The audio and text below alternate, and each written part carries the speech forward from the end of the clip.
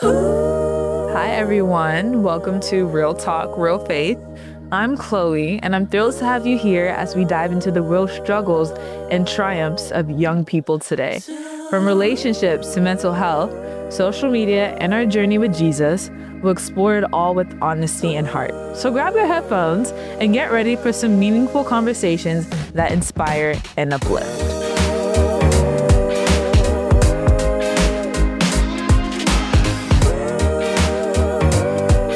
So today we have our parable of the week, okay? The parable of the talents, all right? And you can find that in Matthew chapter 25. So we're gonna go over our parable, read it, kind of find its meaning and how we can apply it to our life, okay? So before we even start actually reading our parable, I kind of wanted to go into what a parable is. So according to Christianity.com, Jesus often packaged spiritual truths and less of faith into short, relatable narratives known as parables. These short stories were his way of explaining the attributes of God and instructions for godly living in accessible human terms. It was just his way of breaking it down for us, pretty much. That's what a parable is, right? So with that being said, we'll go into our parable and then just go from there. So again, we're talking about the parable of the talents. You can find it in Matthew chapter 25, verse 14 through 30, okay? So I'm reading the NIV version, FYI. So the parable of the talents, for it will be like a man going on a journey who called his servants and entrusted to them his property. To one he gave 5 talents, to another 2, to another 1, to each according to his ability. Then he went away. He who had received the 5 talents went at once and traded with them, and he made 5 talents more. So also, he who had the 2 talents made 2 talents more. But he who had received the 1 talent went and dug in the ground and hid his master's money. Now, after a long time, the master of those servants came and settled accounts with them. And he who had received the 5 talents came forward, bringing 5 talents more, saying, Master, you delivered to me 5 talents. Here I have made 5 talents more. His master said to him, Well done, good and faithful servant. You have been faithful over a little. I will set you over much. Enter into the joy of your master. And he also who had made 2 talents came forward saying, Master, you delivered to me the 2 talents. Here I have made 2 talents more. His master said to him, Well done, good and faithful servant. You have been faithful over a little. I will set you over much. Enter into the joy of your master. He also who had received the 1 talent came forward saying, Master, I knew you to be a hard man, reaping where you did not sow, and gathering where you scattered no seed. So I was afraid, and I went and hid your talent in the ground. Here you have what is yours. But his master answered him, You wicked and slothful servant. You knew that I reap where I have not sown, and gather where I scattered no seed. Then you ought to have invested my money with the bankers, and at my coming I should have received what was my own with interest. So take the talent from him and give it to him who has seen the 10 talents. For to everyone who has will more be given, and he will have an abundance. But from the one who has not, even what he has will be taken away. And cast the worthless servant into the outer darkness. In that place, there will be weeping and gnashing of teeth. That was a lot. That was a lot of information. It was a lot. So let's break it down, okay? It's a lot of information that is very useful, but I think breaking it down will give us a better understanding of how to apply this to our life, all right? I was reading this, right? And I read the gospel and I was just like, there are so many popular parables, but then some of these other parables, it's like we don't really know, or we don't take the time to sometimes break it down.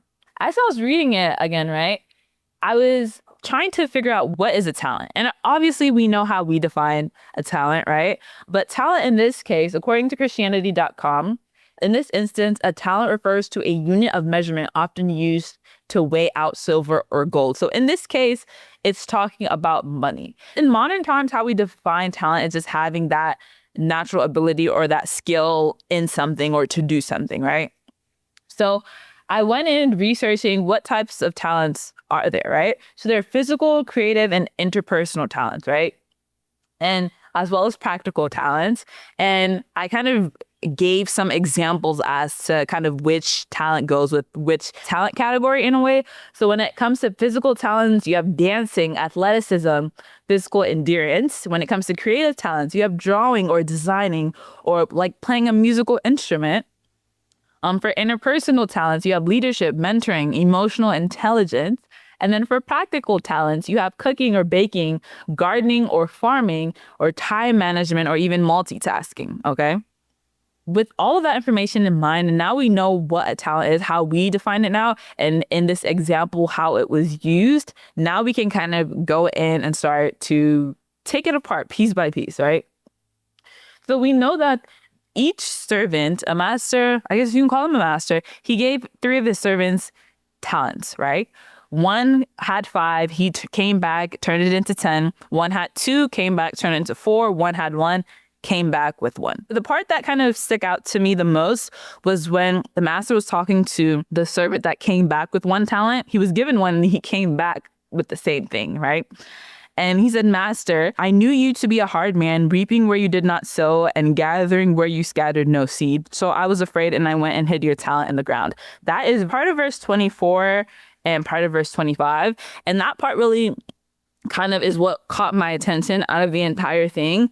He had 1 talent, right? He came back with the same talent that he had. And before even kind of, he showed his master what he had, but his first thing was making excuses for not increasing or multiplying the talent that he was given. How many of you guys, God will give us a talent and we make excuses for not using that talent? Like it's like, yes, they're talking about money, but parables, you can apply them to anything at all. So that part really stuck out to me. His first thing was, "Oh, I need to make an excuse. I already know how you are, master." Like, excuse from 1 to 1,000. I think he said that hoping that the master's reaction would not be as bad, you know? And the master's reaction was valid because I gave you something and you did not use that thing at all. You dug it up in a corner. You just left it. You put it off. Like, you did absolutely nothing with that, right? So I was reading this and I'm just rereading it. And I was like, I think the master would have been happier if the servant tried. Like, even honestly, I think the master would have been happier if he even came back with 0 talents, because it shows that he put in the effort to try and do something with his talent instead of doing absolutely nothing with it and trying to, I guess, play it safe in a way, right? I think he definitely would have been happy with receiving 0 talents. Okay, it shows me, okay, you tried or you did something. I don't know how you lost the talent, but you tried in a way. As I was continuing to read it, it kind of reminded me of a plant, right? Let's say you get a plant. Let's say, oh, my mom gives me a plant, right? When she gives me that plant, you have to water it. Like, if you don't water that plant, it's going to die. If you don't water that talent, if you don't use that talent, it's going to die, right? Or it's not going to be at the level it could be, right? So if you have a plant and let's say you don't water, it's that type of plant that needs watering every day, needs love every day, right? And you decide, I'm not going to water it for like a week or 2 weeks. By the time you look in that corner to find that plant is probably dead, long gone. That plant is probably dead and long gone. So let's connect it back to our talents, right? If God gives you a talent, like an actual talent, an actual ability, whether it's athleticism or honestly anything, when God gives you a talent, he wants you to use it, not put it in a corner, not dig a hole. You put more effort into making excuses, digging a hole and putting the talent in than actually using your talent. So that talent that you have, whether it's being creative, cooking, that business idea that you have, that talent that God has given you, are you using it? I just want you to reflect, like, generally, are you using that talent, or did you dig it in a hole, or did you put it off, or say God, or give God so many excuses as to why you can't use that talent? Each and every one of us are blessed with talent. So are you using that talent? You can't say you're talentless. Your talent, like, you have talent in something. In something. You may not realize it yet, but some skill or some natural ability that just comes to you naturally doesn't always come to others as naturally. So it's like, are you using that? Are you using it to glorify his kingdom? Like this, I just want you to take the time and reflect on that. Or literally, are you just putting it off? Now, I feel like each one of us have more than one talent. And sometimes we realize what our talent is, but we end up using that talent in vain. So that's also something that we need to think about as well and reflect on.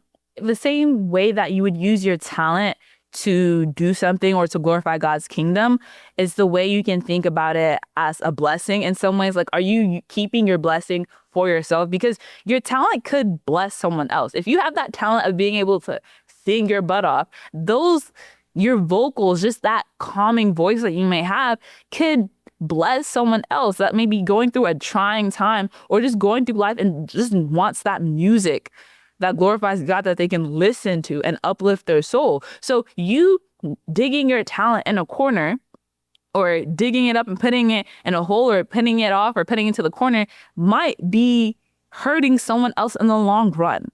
Because when you think about it, not deciding to use your God-given talent is pretty much telling God, like, you gave me this, but I don't really need it.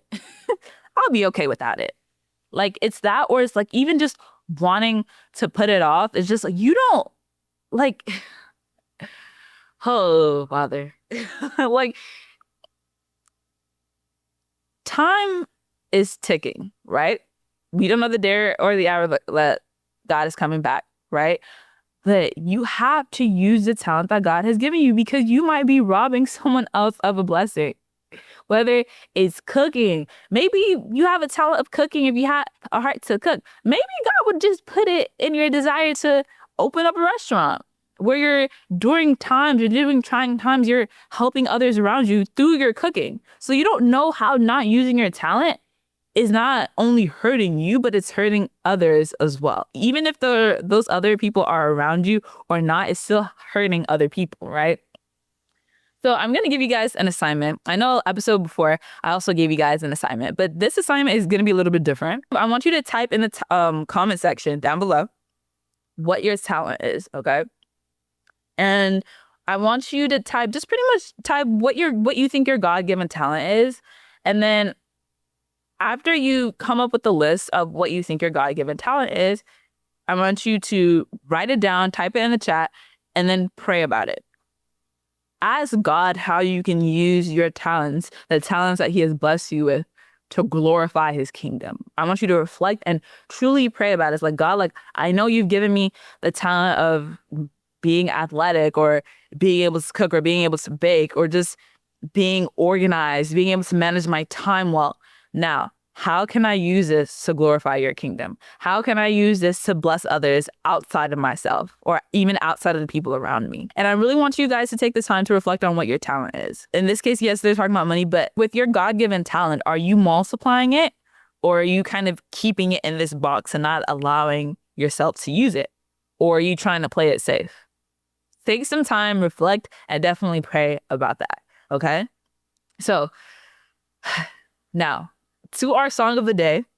Our song of the day is Thanks in Advance by Evan Ford and Evan and Eris. So you can listen to that tune, but do not forget to pray and reflect and do the mini assignment. It's not anything hard. I'm not asking for you to do too much. It's just something that will benefit you in the long run.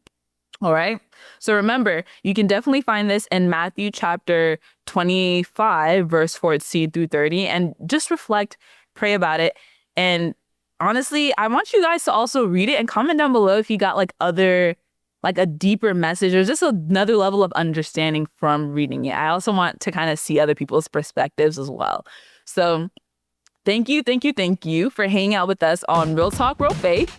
Remember, every step counts when Jesus is leading. So today's episode hit home, pass it along and subscribe and come back for more. Until next time, stay strong and bright, keep the faith and walk in his light. Have a blessed day.